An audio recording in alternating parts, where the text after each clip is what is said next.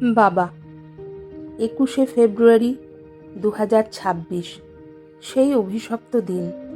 আমরা দুই বোন, আমাদের মা, তোমাকে চিরতরে হারিয়ে ফেললাম। সেদিন সকালে ঘুম থেকে ওঠার সময়ও তুমি বলনি যে তুমি আমাদের ছেড়ে অনেক দূরে চলে যাচ্ছ।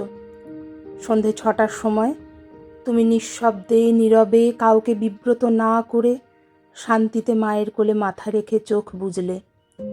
অনেক ডাকলাম বাবা তোমাকে, কিন্তু তুমি আর সাড়া দিলে না।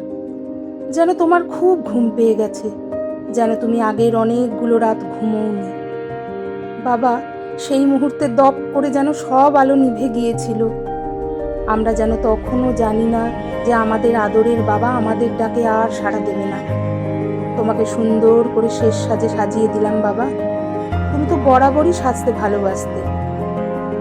কত যে শৌখিন ছিলে। চাকরি জীবনে স্যুট বুট, হাতে অ্যাটাচি, পরে বলেছিলে আদ্যির পাঞ্জাবি পরবে। তারও পরে এটা ওটা, তোমার এই সমস্ত আবদার ছিল আমাদের এক মজার বিষয়, পরম ভালো লাগার বিষয়। আমি, টিনি, তোমার দীপ, গৌতম আর সর্বোপরি আমাদের মা, আমরা সবাই মিলে চেষ্টা করতাম তোমারই নিতান্ত সহজ সরল এই আবদারগুলো মেটানো। এখন কে আবদার করে বলবে বাবা, টুম্পেন, আমাকে কি ওই প্যান্টগুলোতে মানাবে? তোমার সোনা ভাইয়ের কাছে তুমি ছিলে তার থেকেও ছোট একজন ভাই, একজন বন্ধু, একজন খুনসুটি করার মানুষ। সে তোমাকে আজ এই বিস্কুট, কাল এই চকোলেট, তাছাড়াও হাজারো রকমের বাচ্চাদের লোভনীয় খাবার দিত। আর তুমিও ছিলে ওর এইসব ভুলভাল খাবারের ক্রাইম পার্টনার। কি আর বলবো, তোমরা দুজনেই তো ছোট। আর তোমার ভাই সোনা, সে তো ছিল তোমার এক কড়া গার্ডিয়ান। কত শত বকুনিই না খেয়েছো বাবা তোমার দুই দাদারূপী নাতিদের থেকে।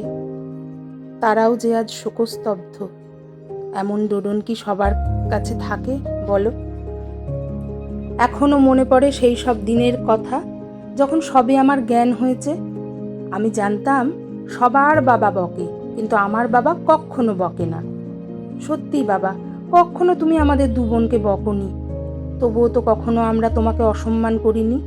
তোমার মতো মানুষকে শুধু ভালোবাসা যায়, শ্রদ্ধা করা যায়, অসম্মান করা যায় না। যে কোনো প্রতিকূল পরিস্থিতিকে মানিয়ে নিয়ে হাসি মুখে থাকার ক্ষমতা তোমার মতো কজনের থাকে বলো তো? অনেকে ভাবতে পারেন যে প্রতিকূলতাকে অনুকূল করা হলো না কেন, কিন্তু তারা ভুলে যান সেই প্রবাদটির কথা যেখানে বলে, ম্যান প্রপোজেস, গড ডিসপোজেস। তোমার জীবন দর্শন ছিল আমাদের কাছে একটা উদাহরণের মতো, যদিও জানি না আমরা তার থেকে কতটা শিখতে পেরেছি। জীবনে প্রচুর কষ্ট করেছো তুমি। সেই কোন ছোট্টবেলা থেকে আত্মীয় স্বজনের বাড়িতে থেকেছ। সবাই জানেন যে আত্মীয়ের বাড়িতে থাকতে, শান্তিতে থাকতে হলে নিজের পছন্দে নয়, তাদের পছন্দে চলতে হয়। তাই চলেছ। তবুও কখনো জীবনে হার মানোনি। নৈহাটি কলেজের মতন ভালো কলেজ থেকে গ্র্যাজুয়েশন করেছিলে। সে যুগে তোমার মতো কজনের ছিল এমন যোগ্যতা? তারপর পিয়ারলেসের চাকরিতে ঢুকলে, মাকে পেলে, আমাদের দুজনকে পেলে। কিন্তু দুটোই মেয়ে বলে কখনো দুঃখিত ছিলে না তুমি আর মা। আসলে আমরা দুজন ছিলাম তোমাদের সন্তান, ছেলে বা মেয়ে নই। নির্লোভ স্বভাবের জন্য অনেকের দেওয়া অনেক প্রলোভনকেই দূরে সরিয়ে দিয়েছ। কারণ তুমি এক কথায় সৎ এবং নির্লোভ একজন মানুষ। একমাত্র ভালোবাসা ছাড়া কোনো কিছু দিয়েই তোমাকে কেনা যায় না। সেই পিয়ারলেস ছেড়ে যখন তুমি বেরিয়ে এলে, মানে আসতে বাধ্য হলে, তখন তোমার স্ট্রাগল চূড়ান্ত পর্যায়ে পৌঁছেছে। সামান্য মুদিখানার ব্যবসা শুরু করলে, প্রকৃতির নিয়মে সেই ব্যবসায় মন্দা এলো। তুমি জ্বালানির ব্যবসাও শুরু করলে। কায়িক পরিশ্রম তখন চূড়ান্ত। অনেক চেষ্টার পর কমলা বিড়ির চাকরিতে ঢুকলে, কারণ তোমার উপর নির্ভরশীল আরও 3টে প্রাণী। কিন্তু এত শত কষ্টের মধ্যেও তোমার মুখ থেকে কখনো কেউ শোনেনি যে তোমার খুব কষ্ট। একদিনের জন্যও তোমার মুখের হাসি কষ্টের আড়ালে চাপা পড়েনি। কি করে পারতে বলো তো? হ্যাঁ, তবে কথায় আছে না, ভগবান সব দিক থেকে মারেন না। তোমার সংসারে, আমাদের সংসারের অন্দরমহল সামলাতো আমাদের মায়ের মতন লক্ষ্মীমন্ত একজন মানুষ। সেও কোনোদিনও নিজের সুখের কথা ভাবতে শেখেনি। তুমি হেসে খেলে কষ্টে সৃষ্টে যেটুকু জোগাড় করে এনে দিতে, আমাদের মা সেটুকুকে নিয়ে অন্নপূর্ণার মতন আমাদের সংসারটাকে অদ্ভুতভাবে ভরিয়ে রাখত।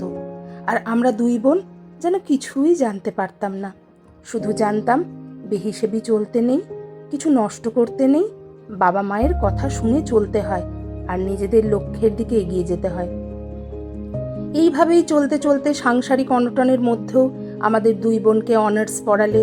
আমি পড়লাম ইংরাজি বহরমপুর কৃষ্ণনাথ কলেজ থেকে, আর টিনি পড়ল বাংলা ডিএন কলেজ থেকে। আমাদের দেখে কেউ কখনো বুঝতে পারেনি যে আমার বাবা মা কতটা অভাবের সাথে লড়াই করছে প্রতিটি দিন। আসলে তোমরা আমাদেরকে বুঝতেই দাওনি। তবে জীবনের বেশ কিছুটা পথ পেরিয়ে এসে আজ বুঝি সেই সব দিনগুলো থেকে আমরা অনেক কিছু শিখেছিলাম, যে জীবন দর্শন আমাদের আজকের পথকে মসৃণ করছে। দেখতে দেখতে দিন কেটে গেল, আমার বিয়ে দিলে। আচ্ছা বাবা, তুমি নিজে এত সহজ সরল বলেই বোধহয় তোমার নির্ভেজাল স্বচ্ছ দৃষ্টি দিয়ে মানুষের ভেতরটা পর্যন্ত দেখতে পেতে না গো। নইলে তুমি এত নিখুঁতভাবে মানুষ চিনতে কিভাবে? তোমার দ্বীপ সম্পর্কে তুমি যে দুটো কথা বলেছিলে, আমি পরে মিলিয়ে দেখেছি ওই দুটো সেন্টেন্স দিয়েই ওর স্বভাবের 80% বর্ণনা করা যায়।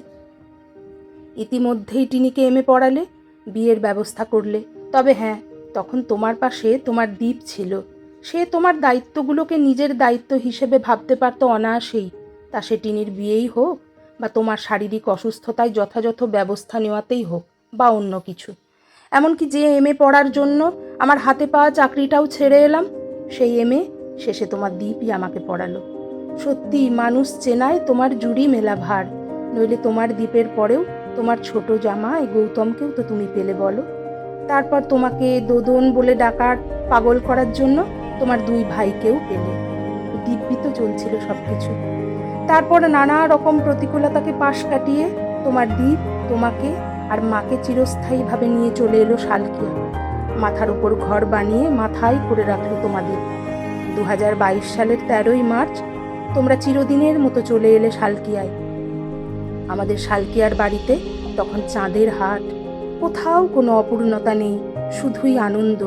তুমি নিজের খুশি মতো পেপার পড়তে, একটু টিভি দেখতে বা দেখতে না, বাইরে বেড়াতে যেতে সেজেগুজে। তখন তোমার কত বন্ধু, গল্প বই, খাওয়া দাওয়া ইত্যাদি নিয়ে তো দিনগুলো কেটে যাচ্ছিল বেশ সুখেই। মাঝখানে দুবার তুমি অসুস্থ হয়ে পড়লে, তোমাকে হসপিটালাইজড করতে হলো, কিন্তু মা বমলেশ্বরীর কৃপায় দুবারই তুমি ফিরে এলে। সেবা শুশ্রূষা করে তোমাকে সুস্থ করে তুললাম আমরা সবাই। কিন্তু এইবার তো তুমি নিজেই বুঝতে পারোনি যে তোমার প্রিয়জনদের ছেড়ে তুমি চলে যাচ্ছ বাবা। তোমার ছবির সামনে দাঁড়িয়ে আমি তোমাকে অজস্রবার এই প্রশ্ন করেছি, তোমার চলে যাওয়ার কি এত তাড়া ছিল? কিন্তু বিশ্বাস করো বাবা, তুমি আমাদের কাছে পার্থিব শরীরে উপস্থিত নেই ঠিকই, কিন্তু অপার্থিতভাবেই অনেক বেশি করে আমাদের কাছে আছো। আগে তবুও সতেক কাজের মাঝে নানা ঝামেলায় কিছু সময়ের জন্য তোমার কথা হয়তো ভাবিনি, কিন্তু এখন যতক্ষণ জেগে থাকি সর্বক্ষণের চিন্তা জুড়ে আছো তুমি বাবা, কোনোদিন হয়তো বা ঘুমের মধ্যেও। অনেকে আমাকে সান্ত্বনা দেওয়ার জন্য বলেন, কষ্ট পেও না, বাবার তো বয়স হয়েছিল। আচ্ছা বাবা বলো তো, স্নেহ ভালোবাসার কি কোনো বয়স হয়? বাবা মা বৃদ্ধ হয়ে গেলে কি সন্তানদের প্রতি তাদের ভালোবাসা কমে যায়? তাহলে তুমি তোমার গোটা জীবনে শুধু আমাদেরকে নয়, কখনোই কাউকে দুঃখ দাওনি। এখন ভাবি, এখন হয়তো তুমি এই অসহনীয় দুঃখ দিয়ে সারা জীবনের হিসেবটাকে ব্যালেন্স করছো।